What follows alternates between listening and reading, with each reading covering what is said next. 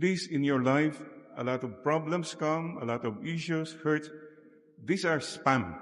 Treat them as spam. Silly, petty, adjustable matter lang yan.